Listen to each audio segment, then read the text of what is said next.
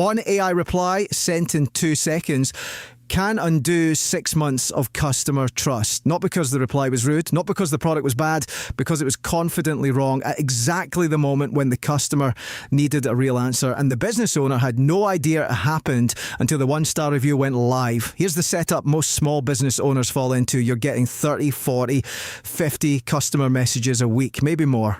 Questions about products, orders, compatibility, complaints, refund requests. The inbox never stops. So you do what makes sense. You connect an AI tool, you tell it, handle incoming messages, keep response time under 5 minutes, never leave anyone waiting, and it works at first. Your response time drops, your inbox clears, you feel like you've solved a real operational problem. But here's what you didn't set up: a filter between what the AI can answer safely and what it cannot. Most small business owners are measuring speed, they're not measuring trust risk, and those are two completely different things. When a customer asks about shipping time, speed matters. When a customer asks whether a product is compatible with their specific setup, which is accuracy matters more than speed. When a customer says, I feel like I was misled, neither speed nor accuracy is the point. Presence is. The businesses that get this wrong don't fail loudly. They lose customers one quiet exit at a time. So here's the framework I want you to use for every customer message that comes into your business. I call it the automation trust stack. 3 levels, 1 rule. The more trust is at risk, the less automation you should use. Write that down. We'll come back to it.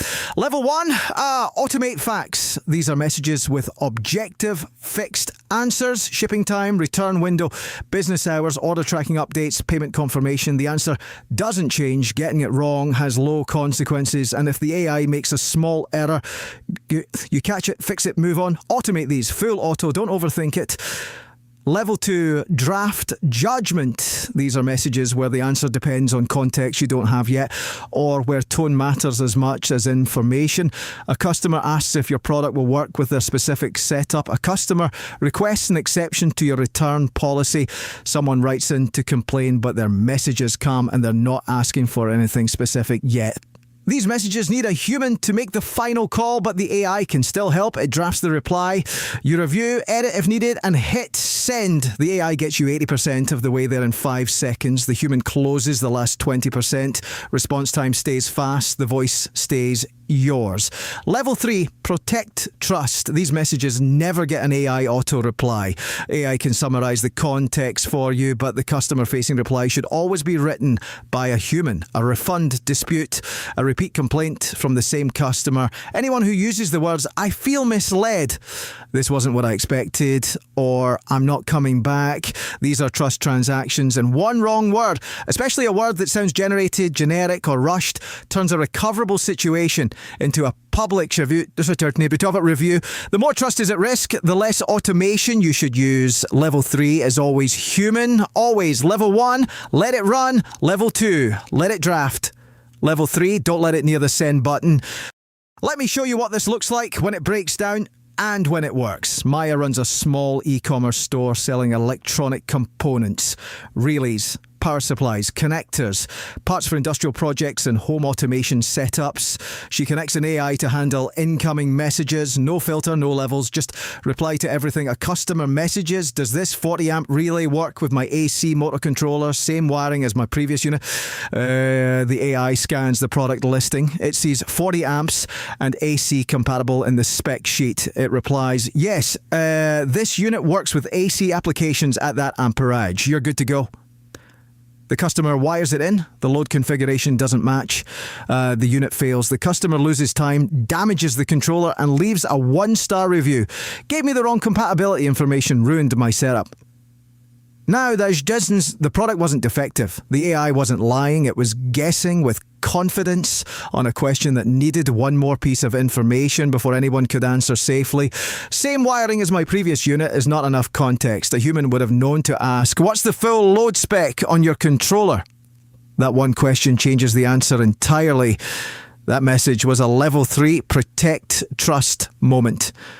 Or at minimum, level 2, draft judgment. The AI sent a level 1 reply to a level 3 situation. Fast forward 6 months, Maya rebuilds the system. She sets keyword triggers inside her customer support workflow. Compatible? Will this work? Same as? Wiring? Safe to use? When those words appear, the message gets flagged. It does not get an auto-reply. The AI drafts a response. Great question. To make sure this is the right fit, could you share the full load spec and wiring configuration? I want to confirm before giving you a definitive answer. My reviews, hit send. Response time, under 20 minutes. The customer feels taken care of. The answer is accurate. And if there's a problem later, there's no AI reply on record that said you're good to go when no one actually checked. Same business, same AI tool, completely different result. The only thing that changed was the filter.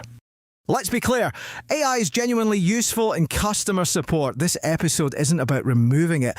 AI handles volume. It gives consistent answers on fixed policy questions.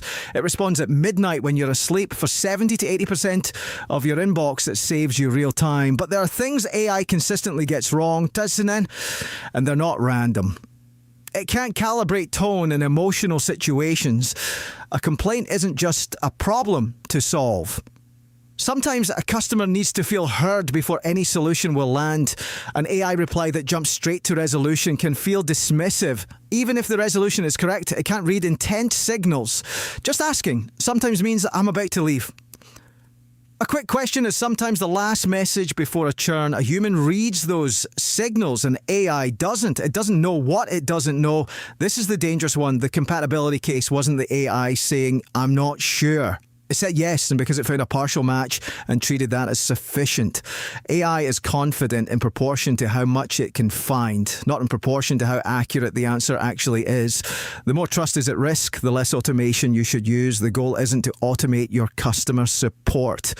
The goal is to use automation to make your human response faster, better, and more consistent without removing the human. Well, the human is the point. Here's what to do this week. Step 1. Map your inbox. List the 10 most common message types you receive. Not categories. Actual message types. Shipping question. Compatibility question. Refund requests. Complaint about product quality. Get specific. Step 2, assign each one a level. Automate facts, draft judgment, protect trust. For every message type, ask one question. What happens if AI gets this wrong? If the answer is nothing serious, level 1. If the answer is a frustrated customer, level 2. If the answer is a public review and a lost relationship, level 3. Step 3, build your filter. Set keyword triggers for level 2 and level 3 messages. Words like compatible for refund, no, disappointed, wrong, I feel, fear, cancel. Doesn't work. Flagged messages, go into a review queue, check it on a fixed schedule every few hours if your message volume is high, or twice a day if your inbox is smaller. For level 2, let AI draft the reply, you review and send. For level 3, you write it. That's the system, 3 levels, 1 filter, 1 rule. The more trust is at risk, the less automation you should use. If this framework is useful, you subscribe. New episode every week. Practical AI workflows for small business owners who want real results, not just faster replies. And if you want to go deeper, join the Operator AI Brief newsletter. Link is in the description. Every week I break down one workflow, one framework, one system you can actually use. I'll see you in the next one.